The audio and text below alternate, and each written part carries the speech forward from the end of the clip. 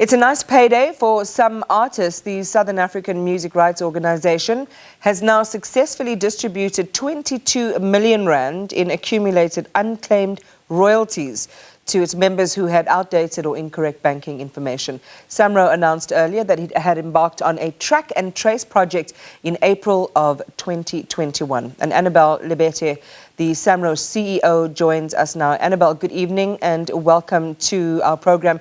Any reactions you may have received from any of the beneficiaries? One imagines it would be quite a welcome surprise, wouldn't it? Indeed it was. Evening, Amanda, and evening to the viewers. You'd be very happy to receive a payout unexpectedly, so I think it's really good news, and it's positive in the way that the organization is managing the assets of our members.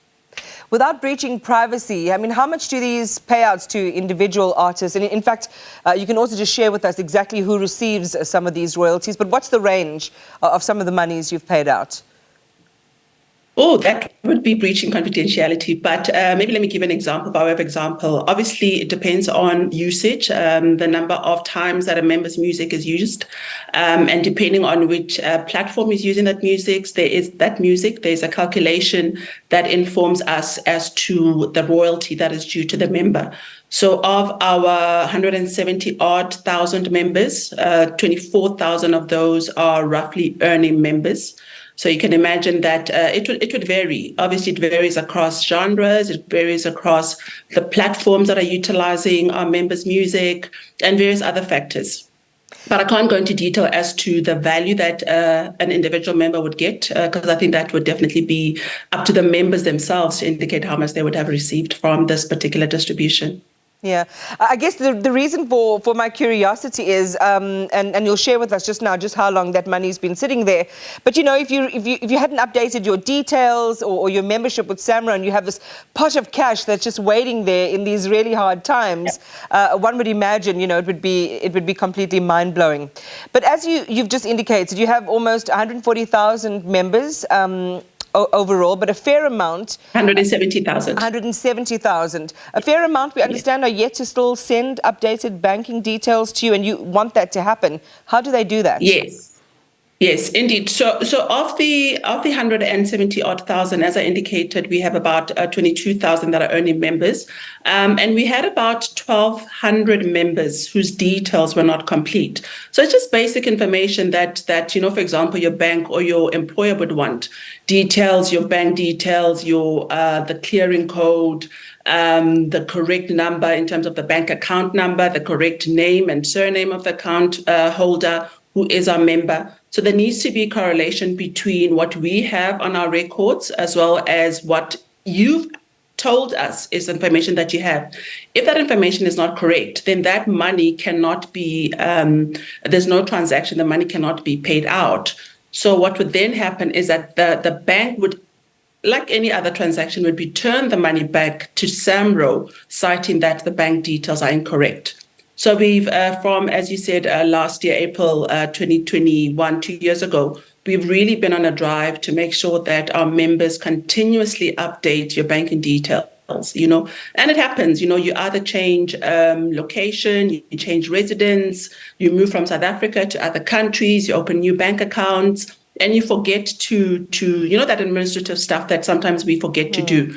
So all this drive has really been specifically to get those members who we know are due the royalties, but because of that minor administrative issue, haven't received the royalties due to them.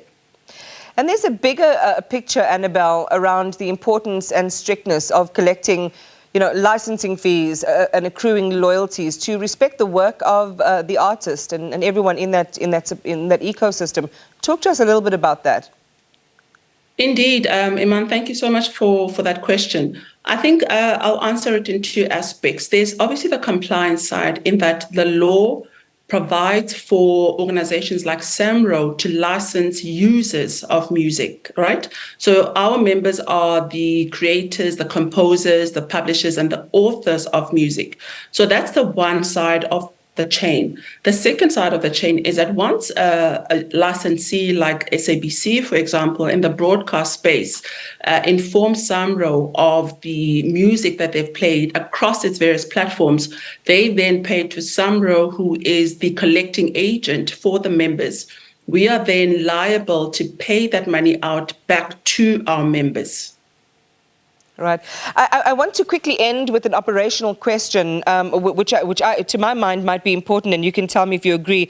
But we have to share as much conventional wisdom as we possibly can with regard to the registration of music to determine who owns what. You know, what is the producer's likely share? What is the songwriter's likely share? Just a quick word on that, Annabelle, before we let you go. Okay, very quickly, and I think this is probably part of our education and awareness training aspect of the music industry. So if you and I go into a studio, we then need to sign an agreement that says Annabelle and Iman are joint co-authors of this music, and we might also then bring in a publisher whose responsibility it is to market that music. That information gets notified to Samro. So you would then say to Samro, this is the share split. Annabelle owns 50, Iman owns 25%, and the publisher owns 25%. So the basis of payment of royalties is based on the information that you've provided as the creators of that music in terms of the share split. So we cannot pay out if we do not have that information. In most instances, there's a creator and then there's a publisher. And in some instances, it's simple as a 50-50 share split. But then there are other nuances and the finer details in terms of the number of owners, rights holders of that particular work of music. Well, just a reminder. So we need that information, and I would really plead to all our members and all creators, young and aspiring, to just make sure that those basics are right. And also to plead to all our licensees and users of music, please just do the right thing. It's upon all of us to make sure that we pay for what we use. So get those bank details updated. There could be a pot of cash waiting for you. Annabelle, thank you for talking to us tonight. Annabelle Lebete is the CEO of the Southern African Music Rights Organization.